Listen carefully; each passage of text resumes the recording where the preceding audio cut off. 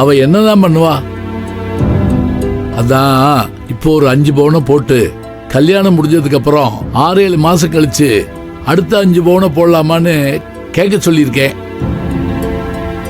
நம்ம கண்ணுசாமி மாப்பிள்ளை வீட்டுக்காரங்க வீட்டு வரைக்கும் போயிருக்கா. ஏங்க மாப்பிள்ளை வீட்டுக்காரங்க ஏதாவது தப்பா நினைச்சுக்க போறாங்க?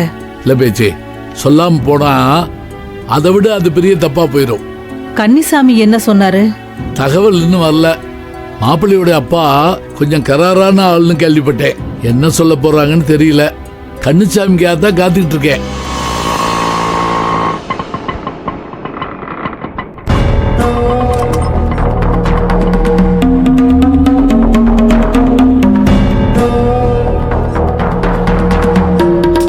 என்னங்க மாப்பிள்ளை வீட்டுக்காரங்க வந்திருக்காங்க? ஏதாவது பிரச்சனையா? தகவலே சொல்லாம வந்திருக்காங்க. தெரியலையே. நீ போய் கோகிலாவை நல்ல புடவை எடுத்துக்கிட்ட சொல்லு. சேர் எடுத்து போட்டு போ.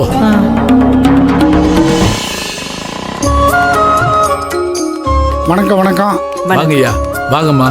நீங்க வருவீங்கன்னு தரகர் சொல்லவே இல்லையே. இல்ல உங்கள்கிட்ட ஒரு முக்கியமான விஷயம் பேசணும். அதுக்கு தான் உடனே புறப்பட்டு வந்தோம். சரி வாங்க, உள்ள வாங்க. பார்த்தவங்க ஐயா, வாங்க உட்காருங்க. இந்த வர்றேன். வாங்க வாங்க. வணக்கம்மா. உட்காருங்க. வணக்கம். வணக்கம்மா.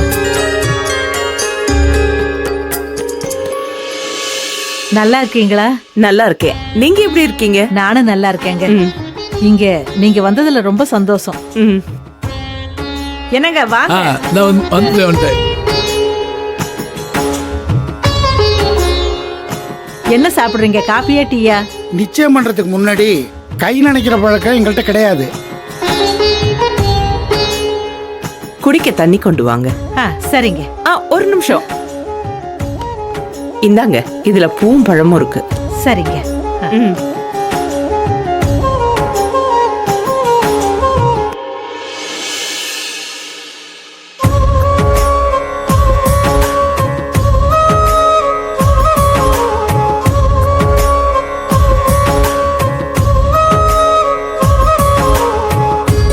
இதான் என் பொண்ணு கோகிலா. தெரியுமே.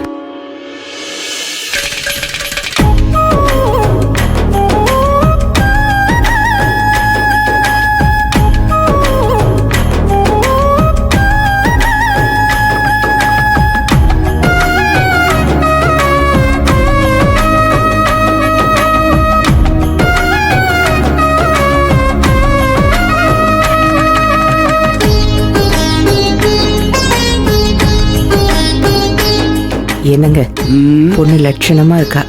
நம்ம பிள்ளைக்கு பொருத்தமா இருக்கும். எம்மாடி, பெரியவங்க நாங்க கொஞ்சம் பேசணும். நீ கொஞ்சம் உள்ள இருமா. உள்ள போயிருமா.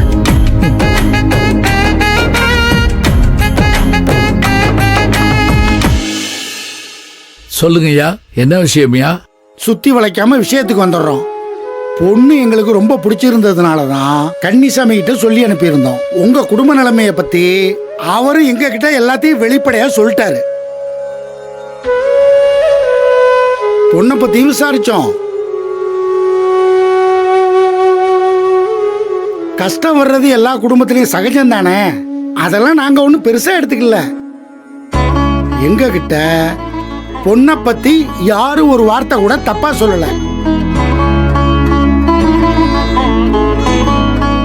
ஒரு நல்ல நாளா பார்த்து பொண்ணு பார்க்க வரலான்னு நான் இவர்கிட்ட சொன்னேன். ஆனா இவர்தான் அதுக்கு முன்னாடி உங்களை பார்த்து நேர்ல பேசணும்னு சொன்னாரு. என்ன விஷயம்யா? எல்லாம் சீர் பத்தி தான். கன்னிசாமி வீட்டுக்கு வந்திருந்தாரு. கல்யாணத்துல உங்க பொண்ணுக்கு போட போற நகைய பத்தி பேசினாரு. எங்க விருப்பத்தை அவர்கிட்ட சொல்லி அவரு உங்கள்கிட்ட வந்து சொல்லி எதுக்கு சுத்தி வளைக்கணும்? அதான் நேரடியா பேச வந்துட்டோம். நான் என் பொண்ணுக்கு 20 பவுன் நகை போட்டு தான் கல்யாணம் பண்ணி வச்சேன். அதை நான் உங்கள்கிட்ட எதிர்பார்க்கல. ஆனா நாங்க கேட்ட 10 பவுனாவது நீங்க செய்யணும்னு நாங்க எதிர்பார்க்கிறோம்.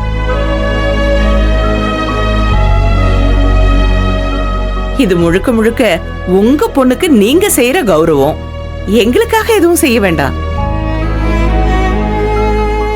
10 பவுனுக்கு கம்மியா போட்டா என் பிள்ளைக்கு ஏதோ குறைவு இருக்குன்னு எல்லாரும் சொல்லுவாங்க. அது மட்டும் இல்லாம யாரும் உங்க பொண்ணையும் குறைச்சு சொல்லிடக்கூடாதுல்ல, அதுக்காகவும் தான் சொன்னேன். இத நாங்க பொண்ணு பார்க்க வரும்போதே சொல்லியிருப்போம். எங்க வீட்டு ஆளுங்க வந்து 10 பவுன் குறைச்சல்னு சொன்னாலோ, உங்க ஊர் பெரிய மனுஷங்க யாராவது 10 பவுன் அதிகம்னு சொன்னாலோ தேவையில்லாத குழப்பம் வரும். ஒரு நல்ல குடும்பத்தோட சம்பந்தத்தை இழந்துட வேணான்னு தான் நமக்குள்ள இத பேசிக்கலான்னு வந்தோம்.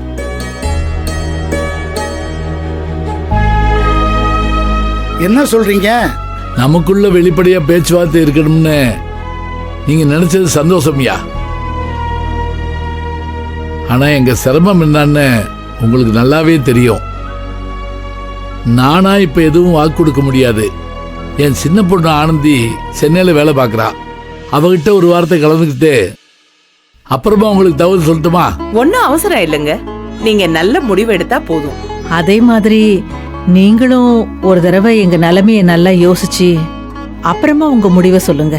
இனிமே யோசிக்க ஒண்ணும் இல்ல, நல்லா யோசிச்சு தான் உங்கள்கிட்ட சொல்றோம். நாங்க முடிவு எடுத்துட்டோம், இனிமே முடிவு எடுக்க வேண்டியது நீங்க தான்.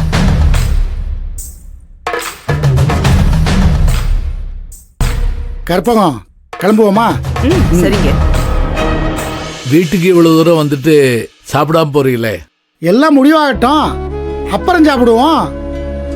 வாமா போலாங்க. போலாம். வரேங்க.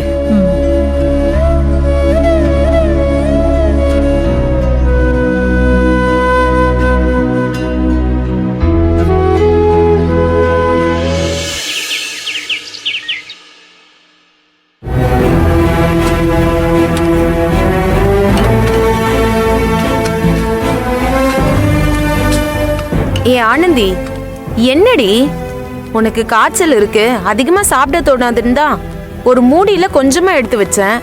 அதை கூட சாப்பிடாம அப்படியே உட்கார்ந்துருந்தா எப்படி? எடுத்து 2 வாய் சாப்பிடு. எனக்கு சாப்பிட பிடிக்கலக்கா. ஏ ஆனந்தி, என்னடி? ஜெயந்தி, நீ போ, நான் சாப்பிட வச்சுக்கிறேன். ம், சரி அன்பு.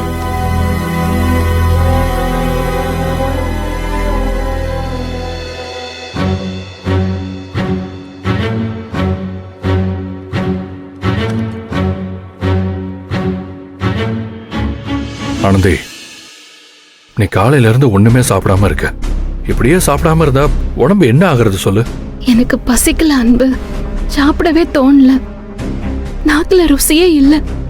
இங்க பாரு ஆனந்தி, ஜெயிக்கணுங்கிற வைராகியம் மனசுல இருந்தா மட்டும் போதாது, உடம்புலயும் அதுக்கான தெம்பு வேணும்.